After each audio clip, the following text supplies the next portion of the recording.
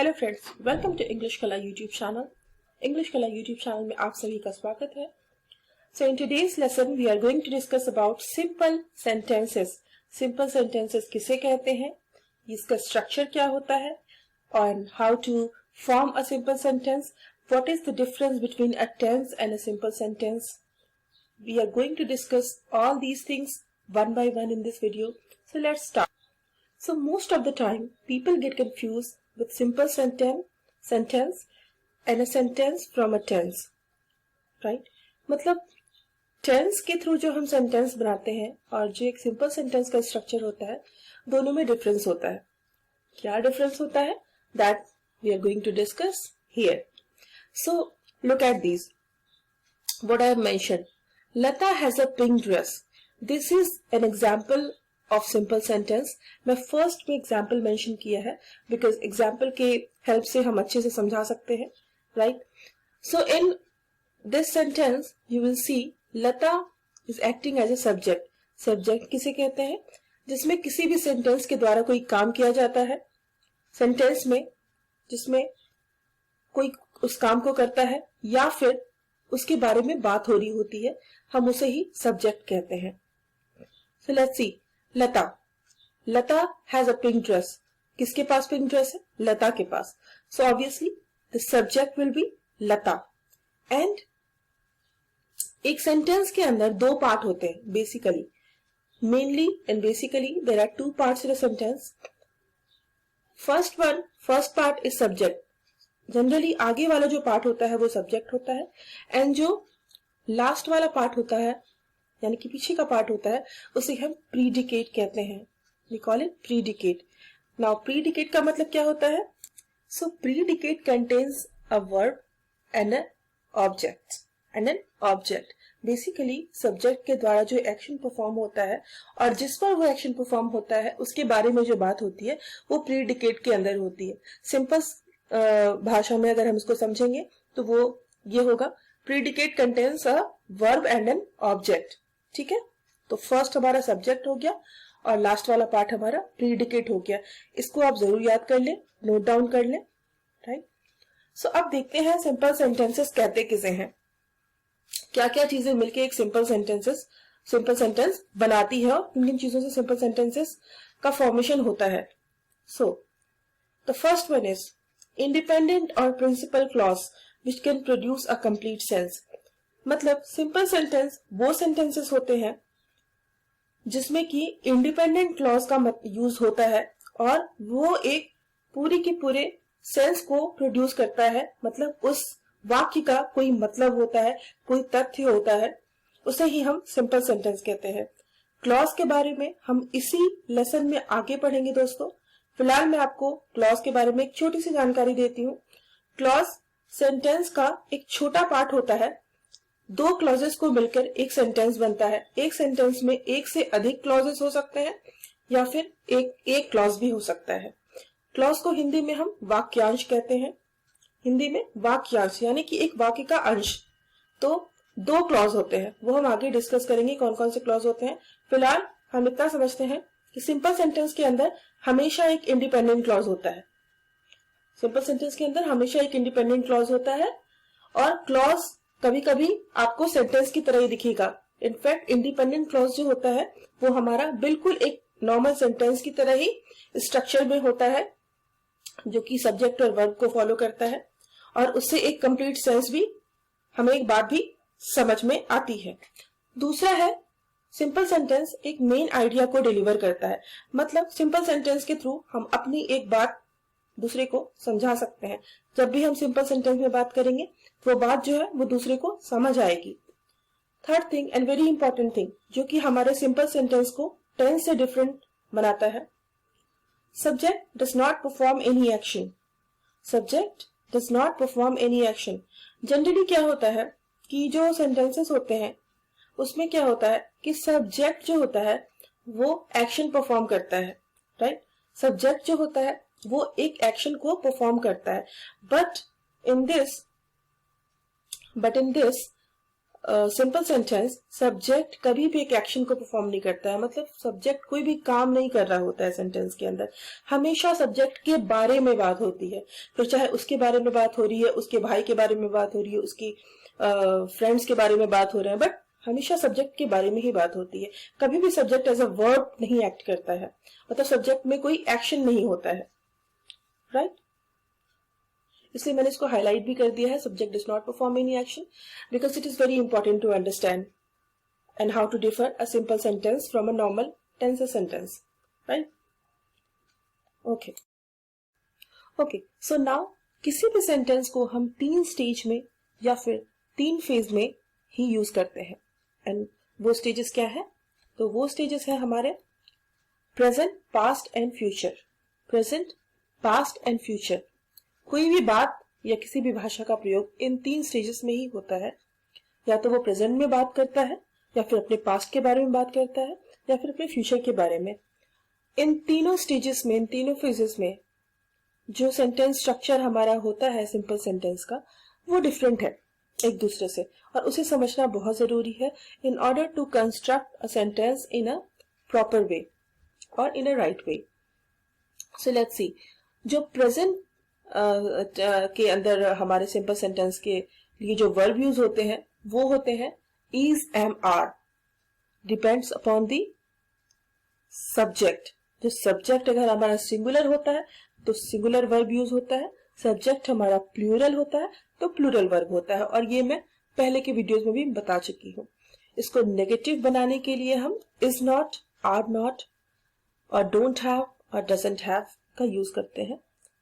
Similar way past के लिए भी सेम होता है। जो वर्ब होते हैं वो वॉज, वर, हैड, और जो नेगेटिव होते हैं वो was not, were not and didn't have होते हैं, right? And for future it is will be और will have, will be and will have, will not be and will not have. ठीक है, तो ये हमारे वर्ब होते हैं। इसको अच्छे से समझेंगे हम विद एग्जांपल्स आगे। सो ये रहा एग्जाम्पल हमारा प्रेजेंट का। Simple sentence in present. Rita is a brave girl. Rita is a brave girl. Rita क्या है? सब्जेक्ट है, सब्जेक्ट सिंगुलर है तो वर्ब भी हमारा सिंगुलर है।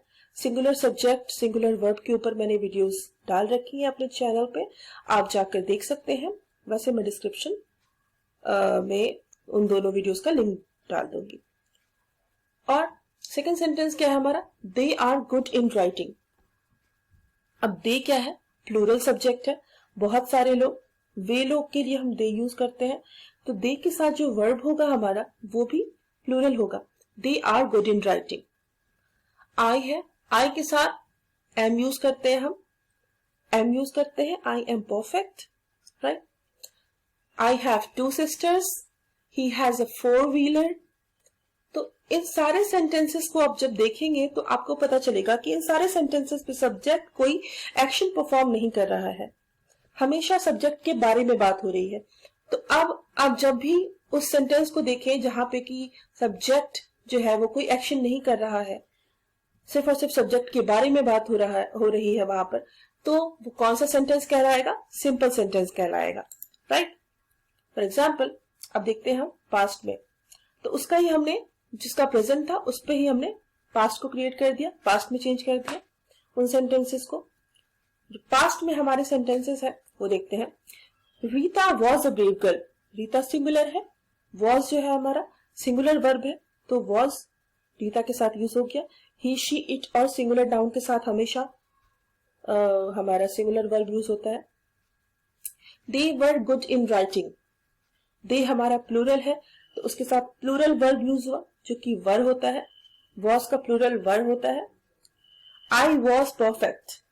I was perfect.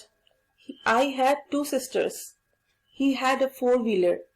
तो यहाँ पर सेम सिंपल सेंटेंस जो प्रेजेंट में थी उसको मैंने पास्ट में चेंज कर दिया और साथ ही उसके वर्ब्स भी चेंज हो गए, right? In future, Rita will be a brave girl. Rita will be a brave girl. Rita एक बहादुर लड़की होगी।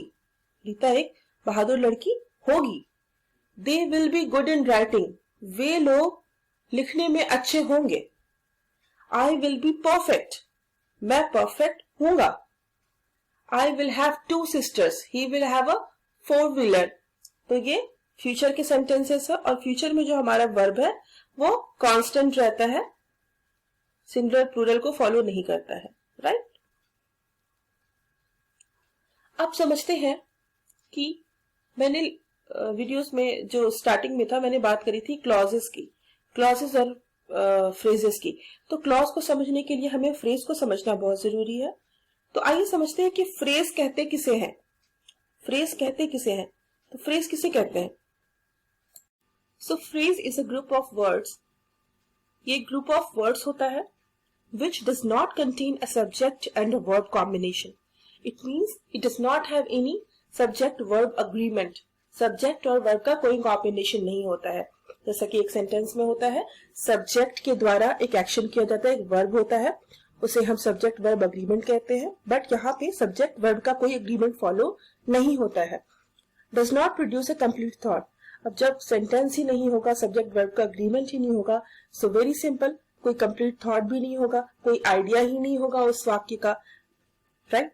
सो इसे ही हम फ्रेज कहते हैं। For example, my favourite car, मेरी पसंदीदा कार, ये एक सेंटेंस नहीं है, इसमें सब्जेक्ट वर्ब का कोई कॉम्बिनेशन नहीं है। Work hard, work hard, right. Work हमारा एक वर्ब है, राइट, बट इसके सब्जेक्ट का कहीं अता पता नहीं है, so इसका सब्जेक्ट वर्ब का कोई कॉम्बिनेशन नहीं होता है। Very friendly, very friendly, right? So this is called phrase.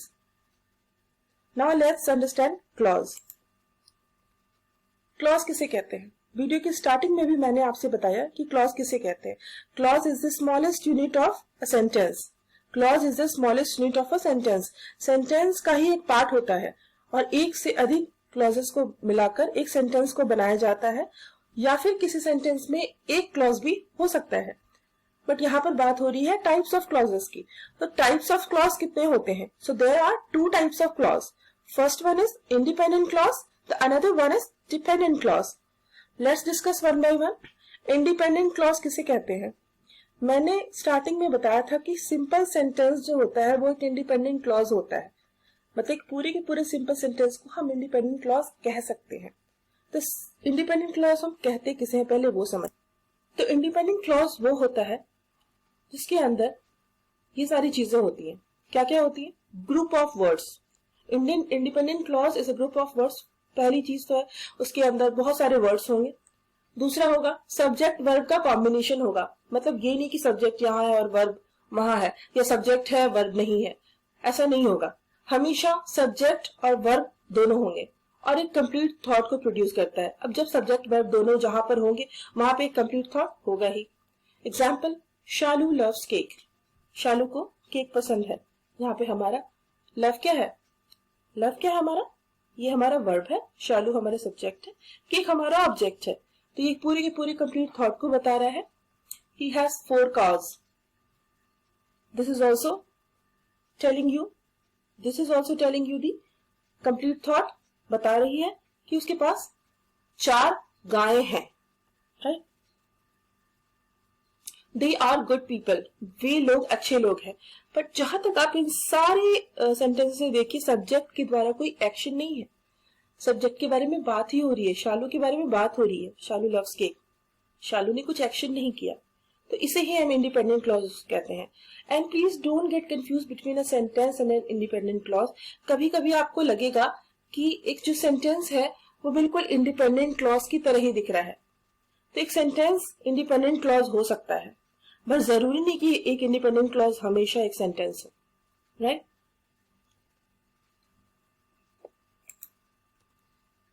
Dependent clause किसे कहते हैं? नाम ही में ही डिपेंडेंट है, डिपेंडेंसी है, इसका मतलब किसी न किसी पर निर्भर होगा अपनी बातों को रखने के लिए। तो ग्रुप ऑफ वर्ड्स होते हैं डिपेंडेंट क्लॉज।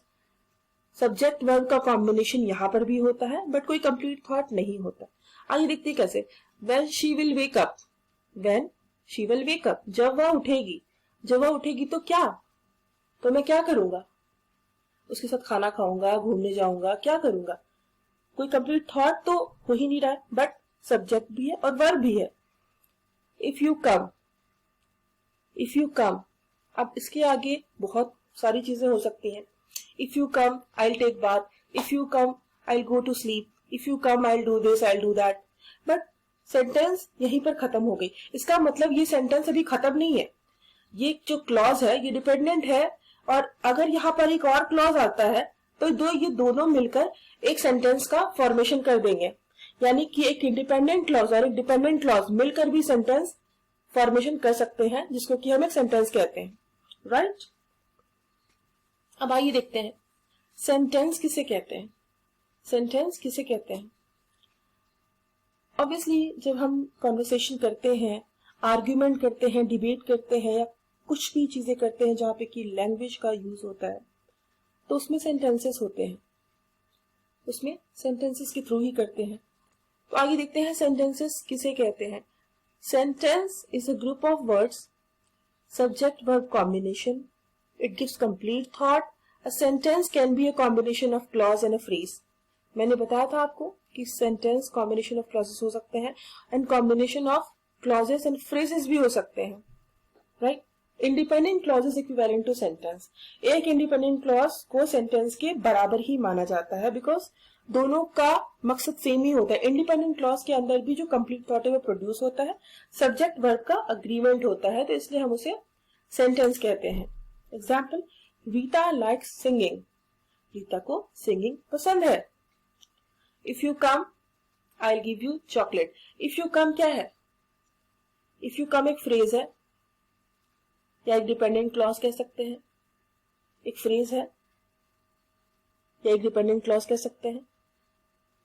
क्या कह सकते हैं sir? If you come I will give you chocolate. क्या है ये? इफ यू कम, ये एक डिपेंडेंट क्लॉज है. मैंने लास्ट में एग्जाम्पल में डिस्कस किया है, बिकॉज यहाँ पर सब्जेक्ट भी है और हमारा वर्ब भी है. If you come I will give you chocolate. तो ये दो क्लॉजेस ने मिलके एक सेंटेंस का फॉर्मेशन किया. Sanju and Aditya are playing football. Sanju and Aditya are playing football.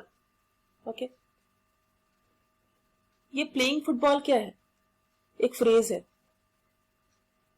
जब तक ये संजू एंड आदित्य इसके साथ नहीं लगे, ये सिंपल एक प्लेइंग फुटबॉल एक फ्रेज था. पर Sanju and Aditya are playing football, जब हमने पूरा का पूरा सारे वर्ड्स को मिलाया तो मिलके ये एक सेंटेंस बना. इसने एक कंप्लीट थॉट को प्रोड्यूस किया.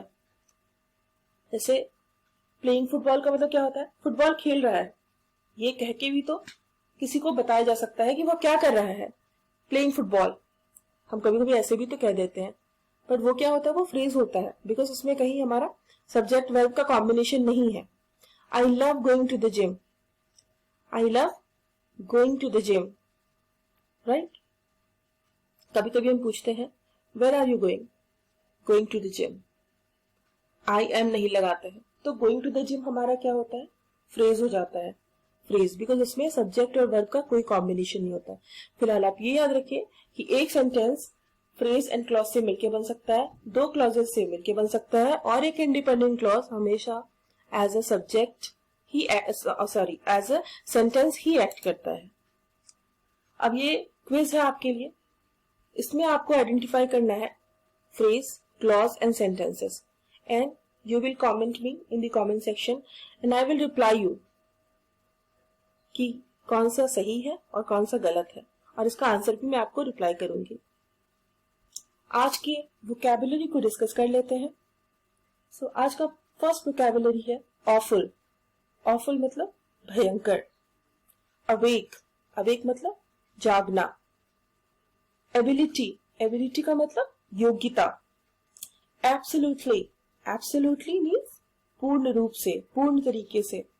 एक्सेस, एक्सेस का मतलब होता है पहुंच. कहते हैं ना मेरी एक्सेस वहां पर ग्रांट नहीं हुई, मतलब मैं वहां तक नहीं जा सकता. तो एक्सेस को हम पहुंच कहते हैं.